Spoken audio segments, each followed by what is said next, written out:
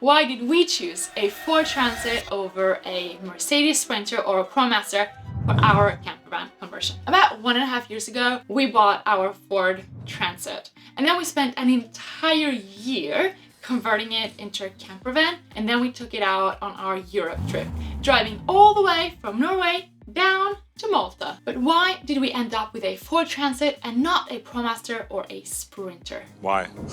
What do you mean, why? Did we make the right decision? Did the van hold up, not just during the conversion itself, but also during the long drive that we did, and a lot of consecutive days with driving as well? Did it hold up to its standards and also the quality? Our decision of choosing the Transit can kind of be seen as a decision tree. We had a bunch of requirements, and one after one, different vans were eliminated. We started off with the entire pool of cargo vans.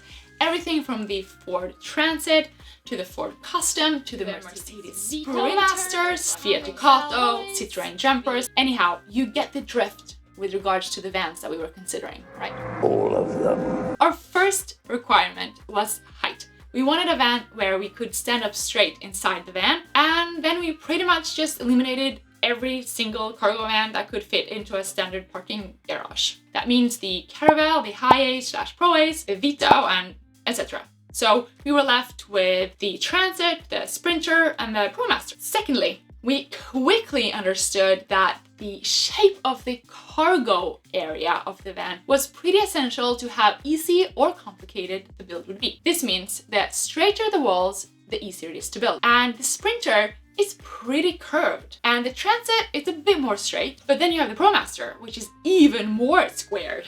So already here, we can start seeing the differences between the different vans. Thirdly, we had to consider the price of the van. Not just the initial price of purchasing the van, but also the price of parts if anything were to break, and also the availability of parts if we were on the road. And at least here in Norway, Mercedes is a more expensive brand than Ford or Fiat, Citroen, or Peugeot. So we knew that by choosing something else than Mercedes, we would get a bit more for our money. This means that we would get a van that had less miles or kilometers on the engine, but also a van that was newer. In addition to that, by doing some research, we figured out that at least the Transit, it would be more easy to get our hands on parts when we were on the road, and it would also be cheaper than Mercedes. Fourthly, we wanted the van to be less than 6 meters. That was simply because we wanted to be able to park the van on just normal parking lots, but we also wanted to be able to take it on ferries and not pay a ridiculous amount of money, because at least here in Norway, if you're under 6 meters, you go as a normal vehicle. Because of this, we needed to be able to sleep side to side in the van. That is because we needed to utilize as much of the space as possible. And since Tobias is 184 centimeters tall, or about 6 inches, I believe, that wouldn't be possible in the Mercedes Sprinter because of the curved walls, remember? But that would be possible in the Transit or in the Promaster. Based on these 3 criteria that we just discussed, the Sprinter was eliminated from our list, and we were left with the Transit and the Promaster. Number 5 was the driver's feel. So how did the car feel to drive? In order to figure that out, we rented a Fiat Ducato the summer of 2020 and had it for about 2 weeks driving across Norway. That way we could really feel how the Ducato moved, but we weren't really that impressed. For us, it was a bit too much of a bus feel. We prefer a van that is a bit more responsive and active when we drive, and when we were driving the Ford Transit, that was more the feel that we got. So personally, for us, we leaned more towards the driving experience of the Ford Transit than the Fiat Ducato or Promaster. Lastly, it was the quality and feel of the vehicle. When we rented the Ducato, we felt like it was kind of plasticky and not that sturdy. Nothing broke at all when we had the van, but it was kind of, when you opened the door, it felt like it was kind of giving in.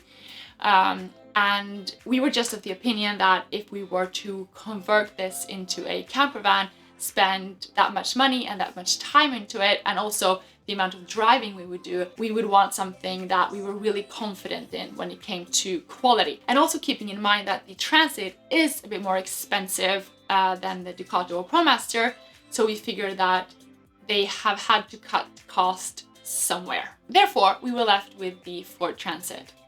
But were we happy about our decision? Conversion-wise, yes. But I have to admit, it was a bit more curvier than expected. And that means complicated. I'm having such a shitty time. Shitty day. Don't know why. I feel like I can't do anything. But no matter which van you choose, your van build will be really complex and it will be challenging.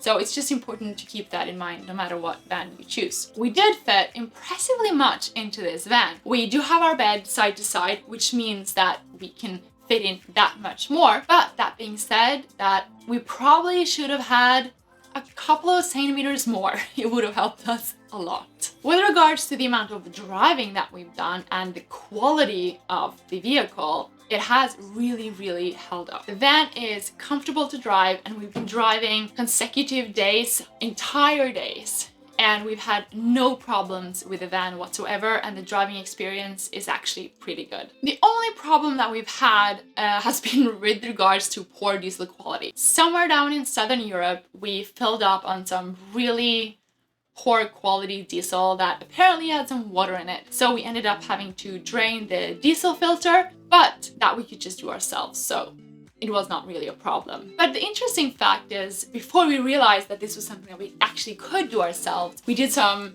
research on dealerships in the area, and there were just off the bat 2 or 3 dealerships that could actually take us in. So this was just really confirming our initial research that getting service and help with the Transit is actually pretty easy, at least in Europe. And also, did the van hold up to its standards and quality? I have to say, most certainly yes. Like I said, we haven't had any troubles with the van at all, not during our trip, but not after or before either. When we were in Germany, the service lamp started blinking, so we figured let's give Miles a bit of a spa day, and right off the bat we could get into about 2 or 3 different Ford dealerships the next day. And in addition to that, after getting this full service for our van, we actually also got a 2-year warranty that was pretty much valid all over Europe. Or not pretty much, it was valid all over Europe. So if anything were to happen with the van while we were driving in the next 2 years, the warranty would have us covered.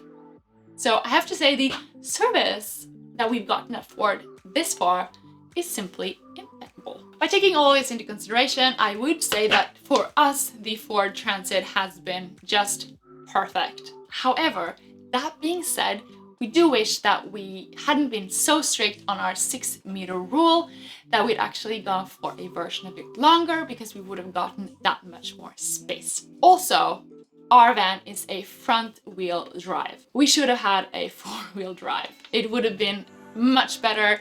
We wouldn't have to think that much about where we were driving, and also we would have gotten way more opportunities. So that would probably be the 2 decisions that we would have made different, but we would have still chosen a Transit. If you are still a bit confused as to how to start off with van life, I really recommend this video right here. Here we break down how you can start with van life into 11 simple points.